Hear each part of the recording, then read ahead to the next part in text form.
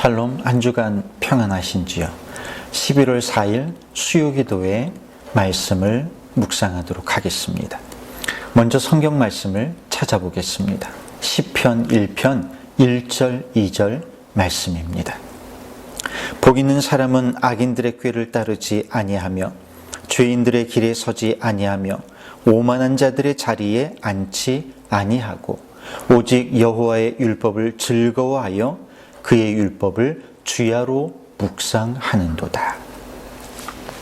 한 주간 잘 지내고 있으신지요? 직장 생활로 혹은 자녀 교육으로 바쁜 와중에도 많은 것들을 생각하게 되는 시절입니다. 그런데 우리가 그렇게 깊이 생각하는 행위를 묵상이라고 말하지요. 여러분들은 요즘 어떤 것들을 묵상하십니까? 저는 지난 한 주간 유명한 청교도 설교가인 토마스 왓슨의 책을 읽으면서 많은 은혜를 받았습니다. 그는 시편 1편에서 복 있는 사람은 어떤 사람인가에 대한 해답을 찾았습니다. 그가 찾은 해답은 바로 묵상하는 사람입니다. 복 있는 사람은 으로 시작하는 말씀이 묵상하는 자로다로 끝나지요. 즉 복 있는 사람은 묵상하는 사람입니다. 특히 그는 묵상에 대해 많은 이야기를 했는데요. 묵상에 대한 정의 중 가장 기억에 남는 정의는 바로 물러남에 대한 것입니다. 묵상이란 영혼이 조용히 물러나 진지하고 엄숙한 태도로 하나님을 생각함으로써 마음속에 거룩한 감정이 솟아나게 하는 활동이라는 것입니다. 즉 묵상이란 첫째, 조용히 물러나는 행위를 말합니다. 묵상에 있어서 가장 중요한 점은 세상으로부터 잠시 물러나야 한다는 것입니다. 세상 속에 있으면 묵상이 방해받기 쉽기 때문입니다. 예수님도 기도하기 위해 산에 올라가셨습니다.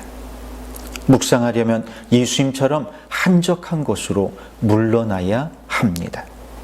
창세기 24장 63절에 보면 이삭도 저물 때에 들에 나가 묵상했다고 기록하고 있습니다. 이삭은 묵상을 위해 한적한 장소를 찾아 물러났던 것입니다. 저는 이 장면을 매우 좋아하는데요. 너른 들판을 바라보며 깊은 생각에 잠겨있는 이삭의 모습을 상상하게 됩니다. 토마스 왓슨은 삭개오가 주님을 보기 위해 돌 무화과 나무 위에 올라갔던 행위도 하나님을 보기 위해 번잡하고 분주한 세상에서 빠져나와 묵상의 나무 위로 올라간 것이라고 해석하고 있습니다. 참 참신한 해석인데요. 영혼이 조용히 물러나는 것, 즉 세상을 향해 문을 잠그고 빗장을 거는 것이 묵상의 첫 번째 의미입니다. 지난 한 주간 여러분은 세상을 향해 문을 잠그고 빗장을 걸어본 적이 있으신지요? 반대로 세상이 나를 향해 빗장을 잠글까봐 두려워하지는 않으셨습니까? 여러분, 세상을 두려워하지 말고 잠시 물러나 빗장을 걸 수 있는 용기를 가지시기 바랍니다. 둘째, 묵상은 진지하고 엄숙한 태도로 하나님을 생각하는 것입니다. 묵상을 뜻하는 히브리어는 생각을 모아 한 곳에 집중하는 것을 의미합니다. 즉 묵상은 마음을 대상에 고정시키고 모든 생각을 다 기울여 열중하는 활동입니다. 우리의 생각이 한 곳에 머물지 못하고 여기저기 뛰어다니는 새들처럼 분주하면 묵상을 할 수 없습니다.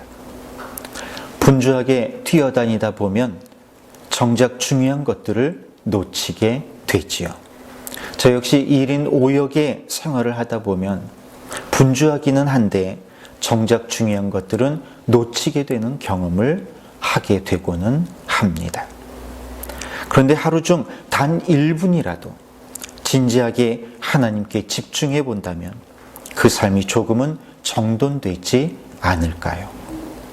다윗은 시편 108편 1절에서 하나님이여 내 마음을 정하였사오니라고 고백합니다. 그는 하나님께 그 마음을 집중했습니다. 그 역시 우리와 같은 성정을 가진 사람이었고 많은 죄를 지었는데요. 그럼에도 불구하고 하나님께서 다윗을 그토록 사랑하신 이유가 어디에 있었는지를 깨닫게 됩니다.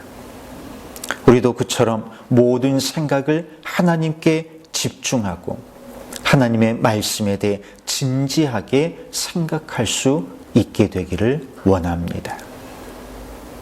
복 있는 사람은 하나님의 말씀을 주야로 묵상하는 사람이라고 했습니다. 오늘은 수요일입니다. 일주일의 정중앙에 위치하고 있습니다.